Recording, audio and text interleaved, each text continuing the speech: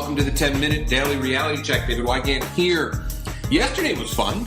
Got a couple of guests. TJ's back. We got Camille in studio. We got lots of people, lots of things to talk about. But yesterday was a lot of fun. We learned that America is abusing their hands and abusing their electronic toys. The day before, we realized that if we don't stick the iPhone where the sun never shines, we may never have anybody rub any parts of our body where the sun never shines. So today, we're going to continue with this fear that's going on in today's world. It's called the fear of humans. I can never say that word, you. You know, I can't even say it. It's like, who. Humans. It's like, who, man. That actually sounds like some really weird religion. Who, man. So, you, man. I don't know how to do the who. Okay, and then there's another word I can't say too. Where do you guys, Camille? Where do you put your clothes? When you fold your T-shirts, you stick them in things that you pull out. What is that thing you pull out? Drawer. Okay, good. I was thinking pull out. You know, the pull out method. That's how my kid came into this world, through the pull out method. Anyway, TJ, what do you call these things? Drawers. What are they called? Drawers. All right, so you ready? What do I call them? Drawers. Okay, D-R-A-W-S, draws. Okay, S I can't do at all.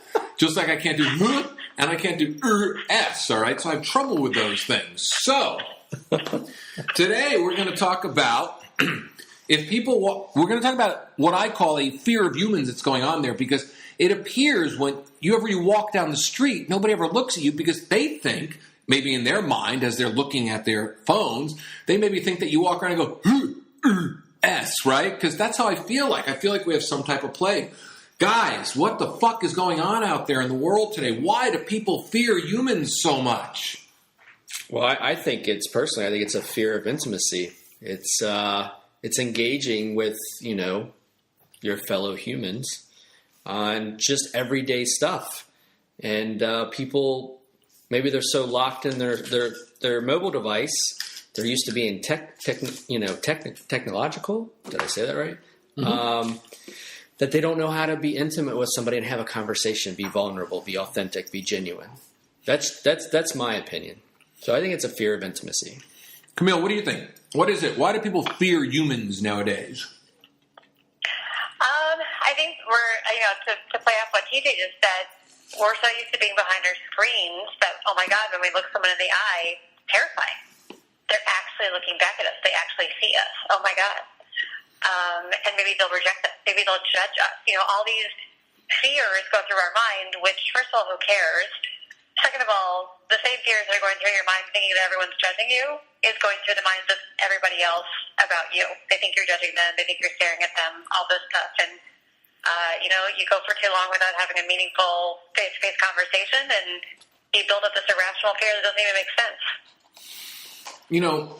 It's so true. Isn't fear, fear stands for F-E-A-R? Anybody know that? Fake? Anybody know that? Fake? Look it up. Anybody? No, I don't know. Yeah, fear stands for something. If you look at it on the internet, fear actually stands for something. Fake, if you got to Google, here, hold on. I'm going to Google this, okay? Because it's really important. As I'm babbling away right now, because we only have 10 minutes, right? I'm going to find out what fear does, because it's so true. Because we are so afraid of being seen nowadays, because we've been given the opportunity to literally hide behind so many things. Now, fear, the dictionary definition is an unpleasant emotion caused by the belief that someone or something is dangerous, likely to cause pain or a threat. And that's literally what the iPhone has given us, basically our fear pacifier. We're literally walking around like children who are afraid of stranger danger. But yet we're all craving each other every single day. We're all craving this incredible connection. We're craving love. But if you think about it, man's okay? So they have always been afraid of intimacy. People are always being afraid of being seen. How many times do people go out on a date and the representative shows up, right? How many times do people end the date, right, Camille, and all of a sudden they're driving back to L.A. instead of spending the night in a hotel in Desert Palms or Palm Desert, right? How many times do you hear stories about people saying they wish they could have said something? We fear, for some reason or another, we're programmed as, humans, okay, to literally be afraid to say what's really on our mind. Because if we say what's on our mind, we won't be liked. And I think that really comes back to when we were children and there were the popular kids and then the non-popular kids, you know. So we're constantly being programmed this way that what we really have to say is not a good thing. So we avoid intimacy and we use our phones and everything else to avoid intimacy. So literally, there's moments every single day where humans are literally ignoring one another and fearing one another. For instance, the other day when I was getting nuts at an Arco station, which, by the way, fuck you, Arco. Fuck you. I go in and buy nuts for $1.99 and I use my fucking debit card and you charge me 35 extra cents. I mean, that's like ridiculous. I'm Jewish and that makes me look bad, okay? Arco should really be called Rabinowitz's, you know, because that's what I'm feeling. I feel like I'm going to Rabinowitz's gas station where they're just going to tack on 35 cents because they can't pay the fucking fee. God damn it, Arco, you're cheap and I can't stand you for that.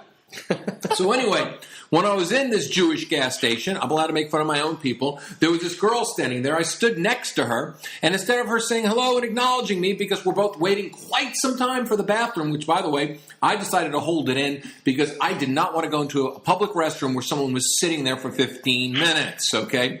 That, to me, is toxic environment. So I didn't want to go in there at all. So I decided to hold my urine in the entire time back to L.A. When I saw TJ, I was like, oh, my God, I got to pee.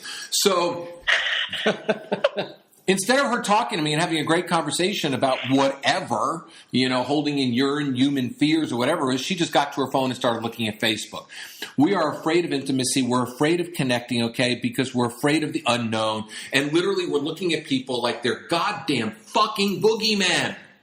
Yeah. When in reality, they're not boogeymen. They're your next potential lover. They're your next friend. They're your next date. They're your next business connection. The universe, James Redfield, Celestine Prophecy. We talked about it in the last episode. This is a book that tells you to open your eyes and open your heart and open your soul to everybody that comes into your life, because otherwise you're not going to get what you want, because the universe gives you two people in the same place, even Rabinowitz's gas station in the middle of some high desert town, paying 35 extra cents. I was supposed to meet that girl.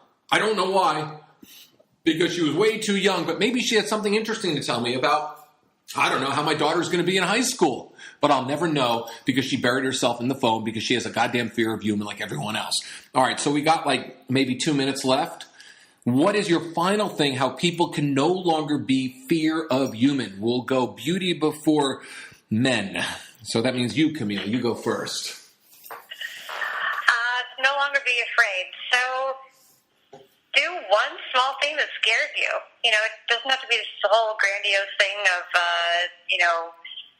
conquering this giant fear that you've built up and all these walls that you've built up around other people. But say hi to someone, or the next time you think, oh, that's a really pretty scarf that woman's wearing, go tell her. Just something small, like just look at that wall that you built up and be like, no, this is bullshit. I don't want this wall here. And start chipping away at it by doing something every day to protest it.